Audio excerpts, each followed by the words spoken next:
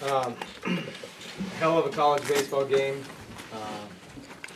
Proud of the way our guys battled back, competed, fought pitch to pitch. It's one of those games where it comes down to a swing, a play, a pitch. Where you can look back at see where the outcome of the game was decided on a few different plays. And credit to Louisville. They're a great team, and they came out on top tonight. But I'm not going to take away from the way our guys battled and competed for 9 straight innings. Okay, we're going to open up the players. Brett, other than the one pitch of the 2-run home run, looked like you had pretty good stuff today. Can you talk about what you saw from your performance? I attacked the zone. I got ahead early on most of the hitters. Tippy caps, number 8. He hit he hit probably the only mistake I had all day. And the team, they made a hell of a play behind me. It was unbelievable that they had my back. Obviously I knew that, but I just gotta get back on the horse. We got one more game tomorrow, or we got Bradley game tomorrow, and we'll move on from there. What did you do to stay loose during the rain delay? I just kind of took a deep breath and said, everybody's got to do it. Both pitchers have to do it. Just kind of stay within myself, keep going through my routines, and just staying relaxed. Were you paying attention to anything in McKay or on the other side of the ball, what was happening there? Were you two in the zone to really care? Obviously I do care. It's the team, and when Carmen had the big hit, it obviously energized their whole dugout. It kind of made me get a little bit more momentum, and we just gotta take it one pitch at a time. There's nothing you can really do, but I'm just proud of the guys. Brett, there was basically no drop off in Louisville's lineup, 6 through 9 holes. Knowing what they're capable of doing, you did a good job today. What was your battle plan going into the game to handle that lineup? Just not take a pitch off, to make sure that every pitch is my best pitch. If it gets away from you, so what? You just gotta go to the next one. Kyle, can you talk about your hit with, a very good at bat there for you? We always practice being ready when the time's called upon us, and it was my turn today, and we always practice being ready, and I was fortunate enough to help the team. Kyle, did you see kind of the chess match leading up to that? You kind of feel like your number was going to get called in that spot there leading up to it? Like I said, I was just always ready for the opportunity, and Coach called my number, and I wanted to take advantage of the at-bat, and the guys were behind me the whole time. Kyle, is it all intimidating knowing you're coming off the bench facing a guy who can pump the ball 98, 99 if you wanted to? Is that intimidating at all for you? No, I can't control that. All I can control is my at-bat and my swing, so if I get a pitch in the zone, I'm going to take a good swing at it.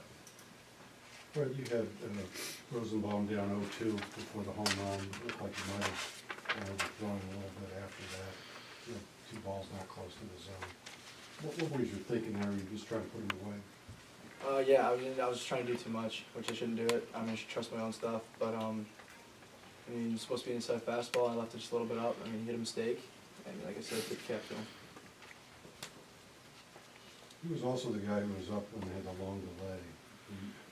Did you look at a scouting report of him? It was 2-2 when the game was stopped. Did you do anything to look at him? No, I just stayed within myself. I knew I had a good curveball. I knew I could get it. Everybody in the ballpark probably thought I was going to throw a fastball first pitch. I'm referring to the second inning. How do you spend that 53 minutes between pitches? Just stick with my routine. Just stay within myself. Take a breath. Just take it 1 minute at a time. Kyle's one of the veterans on the team. How do you make sure that your guys who haven't lost in a couple weeks can regroup and make sure they're coming back strong tomorrow? It was a hard-fought game. The ball just didn't bounce our way in the last inning, and like the coach says, we're just playing the tournament, and it's my way of Bradley, and that's all we're focused on right now. Anything else for the players?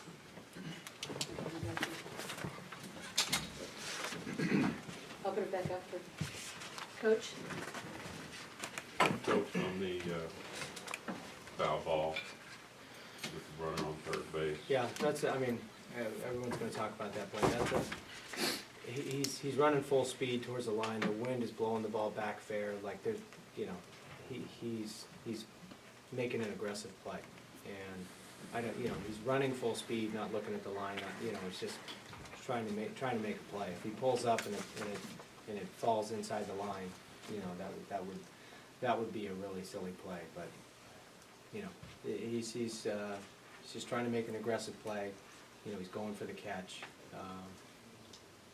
You know, that was just haven't seen that in a long time. Just one of those rare plays that comes up, and you know, when he's on a dead sprint, you know, he goes for the catch. If it's a high towering fly ball where he's got time and can get underneath it and has his feet underneath him, you know, he can probably let it drop. But on a play like that, it's just, you know, it's just an instinct play. He's just going after it. What was Johnny's kind of like? You know, what was he feeling when he came back into the dugout after that play? Or what did you guys say to him? I mean, you know, they took the lead, and we talked about winning the inning. So our focus was, you know, win the inning, win the frame, and so really it wasn't anything about what happened on defense. It was now our focus was, okay, string quality at bats together, and you know, get runners on base and score a couple runs. You said Winston up there hitting .095. Did you expect a pitching change at that point? Yeah, I saw Birdie down there. You know, Winston was the matchup for the lefty. Jusick was the matchup for the righty. Kyle's got a very short swing. And he's the one who handles velocity off the bench pretty well. So that's what we were hoping for. We were hoping he'd just take a short path to the ball and, you know, be able to hit a line drive and tie the game up, which he did. You know, Harrison he's got, you know, power. For him, it was more, you know, see if he can get the bad head out and get one up in that jet stream. What'd you see out of Brett? Obviously, he's been pitching a lot lately. I thought it was, you know, two outstanding left-handers going at it. You know, give a lot of credit to McKay. You know, you can see why he's the freshman of the year in the ACC. You know, you look at Brett and how he's come on and progressed and improved each week. You know, today for 6 innings, he was dominant. I thought he was outstanding.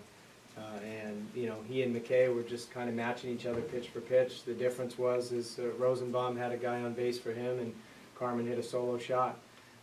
And that's kind of the way it goes sometimes. But, you know, they extended the lead and got up by 2, and then our guys fought right back. So, you know, it's, you know, I credit our guys in their toughness for not giving up. But two outstanding pitchers going at it today. Two very tough competitors on the mound for sure. What do you think makes Brendan McKay so effective? He throws his fastball in and out, and that curveball is a swing and miss pitch. You know, he didn't even have to throw his changeup today, but he just does a good job of locating the fastball, getting strike 1, strike 2. He's got a good demeanor about him, very poised. He's outstanding. He's going to be a star. You can tell, he already is. That wind was blowing pretty hard to left field all game long. How hard is it for you to coach these guys, to, you know, your pitchers, to keep the ball down, just to keep the ball out of the air in left field? Yeah, I mean, you always try to pitch down in the zone. But yeah, you have awareness of that. You know, a mistake up has a chance to get hit out. And that's what happened, and Rosenbaum put a good swing on it. He's a good hitter. But yeah, you always want to try to live down in the zone. Do you think the home run rattled Adcock at all, or did he just keep doing what he was doing? I think it was disappointing. I mean, that's a you know, that's a big hit for them. That puts, you know, that's a big momentum play where we seem to have the momentum early, even though it was a 1-0 game. But that's a big hit, you know, by a good player on a good team, and you know, just kind of gave them the momentum in their dugout. But then we got it back, and that's, you know, that's why it was such a good game today, because it's just trading punches back and forth. But definitely, yeah, it's a huge hit. 2-out RBI, 2-out, 2-run home run to take the lead in the 7th inning. That's a big play. Is there some positives that you can take away from today's coach and apply to the game tomorrow?